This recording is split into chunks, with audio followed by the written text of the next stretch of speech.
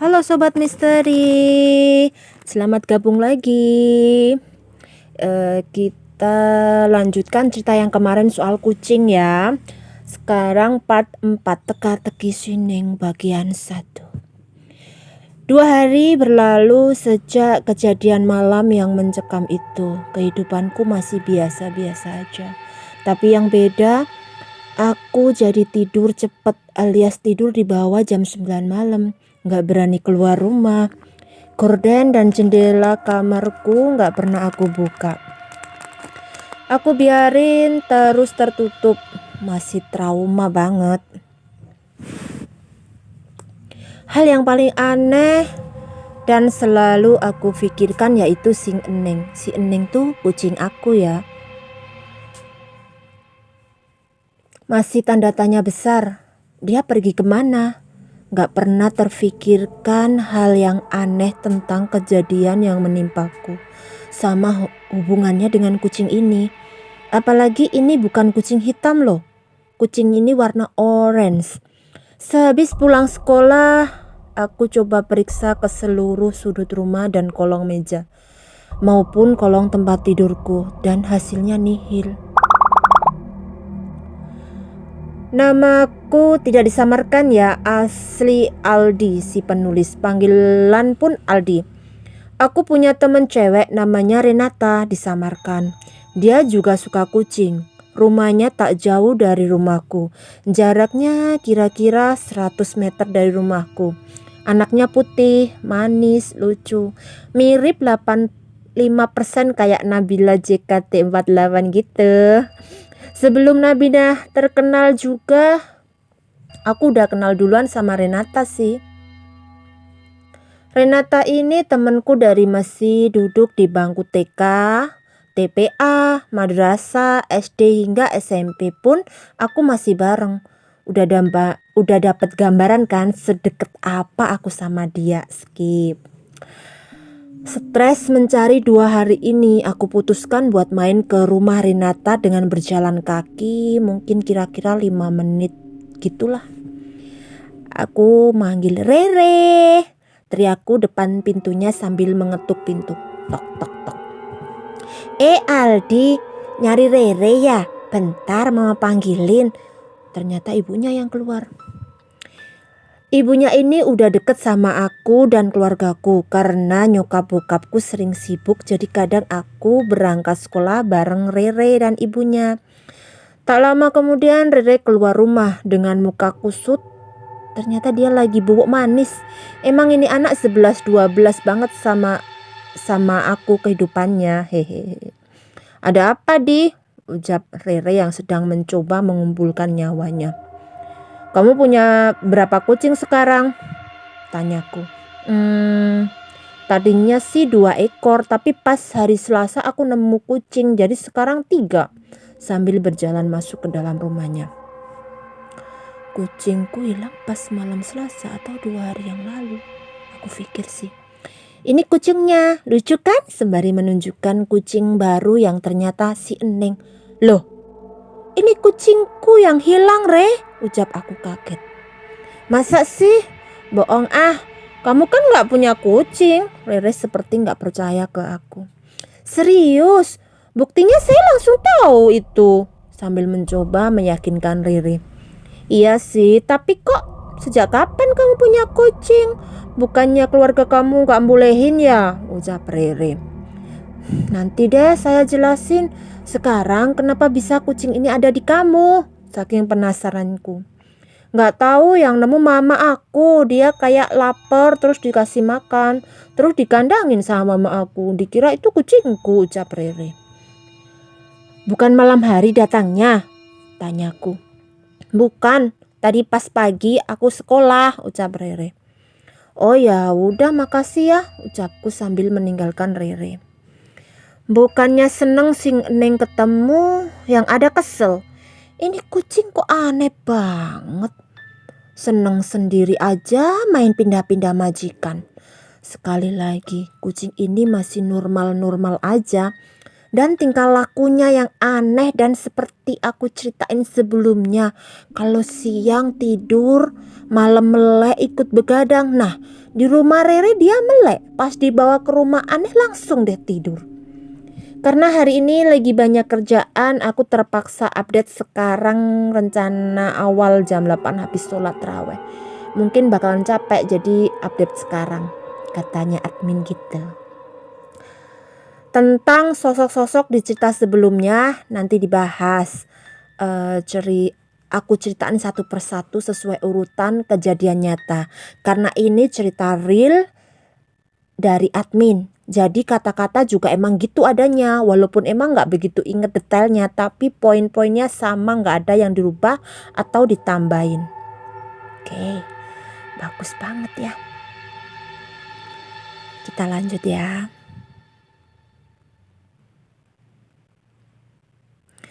Dua hari yang sama, malam harinya aku seperti main game seperti biasa. Si Eneng udah stay di sebelah aku. Dengan mencoba mengajakku bermain dengannya setelah aku bawa dari rumah Rere, si Eneng gak doyan makan sama sekali. Sampai aku paksain kepalanya di deket mangkok susu. Dia malah diem aja. Walaupun terkesan jahat, tapi aku khawatir sama si Eneng. Hehe. Lanjut main game, jam menunjukkan pukul 10 malam. Aku masih cuekin si Neng yang lagi loncat sana, loncat sini, mainin segala macam yang membuat dia tertarik. Dan akhirnya sampailah Neng di depan monitor komputerku. Mukanya dideketin ke mukaku sambil menutupin aku lagi main game. Aku pindahin ke bawah, dia naik lagi sampai 3 kali berturut-turut. Karena kesel, aku yang main game juga jadi gak gagal fokus, mending aku putusin tidur. Keluargaku belum ada yang tahu peliharaan kucingku. Cuma adik aku yang ngelihat pas aku bawa kucing dari rumah Rere. Kardus yang aku buat juga udah dibuang. Sengaja aku biarin si Neng keluyuran di kamarku. Gak tahu kenapa si Neng malam ini manja banget. Dia tidur di sebelah kepalaku. Waktu itu aku belum pernah pacaran sama sekali, jadi si Neng ini spesial banget gitu. Dajar jumbo ngenes waktu masih kelas 8 SMP. Malamnya aku berpikir bertemu seekor kucing besar. Badannya sebesar anjing labrador. Dia bisa ngomong, suaranya cewek. Ngomongnya lembut, pelan. Kata-katanya manis bagaikan sirup marjan. Bisa dibayangin kan betapa lembutnya. Hai anak muda, saya ingin ikut denganmu. Saya akan membantumu menuruti semua perintahmu, ucap kucing hitam itu. Jangan takut, saya selalu mengawasimu, tampak sosok itu. Belum selesai dia ngomong dan aku belum jawab apapun, tiba-tiba aku kebangun dan dikagetkan si Eneng yang lagi gigitin tanganku. Dia sambil mengerang kucing itu kayak standby mau berantem, ngeliat ke aku. Ini kenapa sih gangguin aku tidur? Ucapku menggerutu sambil mencoba menarik si Eneng. Mimpi tadi aneh, kok kucing bisa ngomong? Ucapku sambil bengong di kamar tidur. Jam menunjukkan masih pukul 2 pagi. Aku masih duduk melamun mikirin mimpi tadi.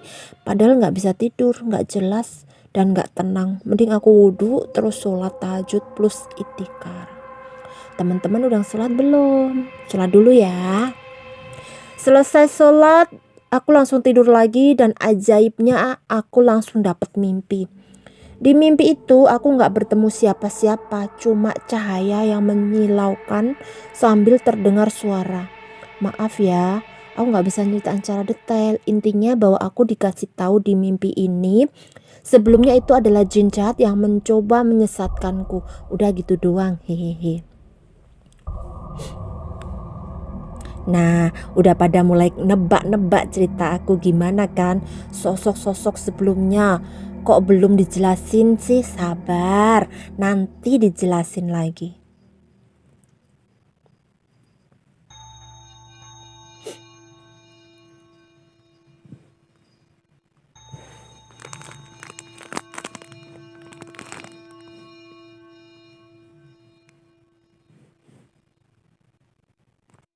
Sejak mimpi itu, entah kenapa aku jadi merasakan sesuatu yang beda pada diriku, terutama pada mata yang menjadi lebih sensitif dari biasanya. Aku nggak punya keturunan indigo ataupun dapat melihat makhluk astral. Masih kepikiran dengan kejadian yang aku alami di mimpi itu, kaitannya denganku sekarang. Sekali lagi aku nggak punya keistimewaan apapun, tapi setiap manusia bisa membangkitkannya. Nanti aku ceritain di side story ini karena pembahasannya OOT dari judul part ini. Kenapa aku jadi kayak gini nanti dijelasin ya. Percaya atau tidak, mataku jadi lebih sensitif pada hal-hal yang tak terlihat. Karena aku nggak punya keturunan apapun istimewa itu dari lahir, aku sendiri masih dikatakan kaget menerimanya. Karena aku bukan ahli seperti itu dan aku masih dibilang bocah waktu itu dan belum aku ceritain ke siapapun masalah ini. Hanya aku sendiri yang ngerasain. Hal yang biasa tak terlihat sekarang dengan jelas aku bisa lihat. Mimpi tentang kucing hitam itu bukan kucingku si Eneng, tapi itu jin jahat yang mencoba menyesatkanku. Kucingku hanya kucing biasa seperti pada umumnya, tapi karena kucing lebih sensitif pada hal yang tak kasat mata, makanya dia bisa melihat dan aku pun sama. Kejadian awal sensitif mataku dirasakan pas di sekolah, karena sekolah aku yang emang umurnya lumayan tua dan skip lah. Dia lainnya bisa dikatakan penunggunya udah banyak. Waktu itu aku belum sadar kalau mata batin aku kebuka. Pada saat masih jam sekolah, kira-kira jam 8-9an waktu itu, masih dalam kegiatan belajar dan belum istirahat. Pada jam pelajaran aku kebelet pipis dan aku izin sama guru bersangkutan untuk pergi ke toilet sekolah. Karena aku ini orangnya nggak suka baca doa atau dibilang bukan Islam yang taat, jadi pas masuk toilet pun aku cuek aja nggak baca doa. Betapa terkejutnya aku melihat sosok hitam besar berbulu di toilet itu. Tingginya kurang tahu berapa, kepalanya sampai hampir menggapai langit-langit toilet.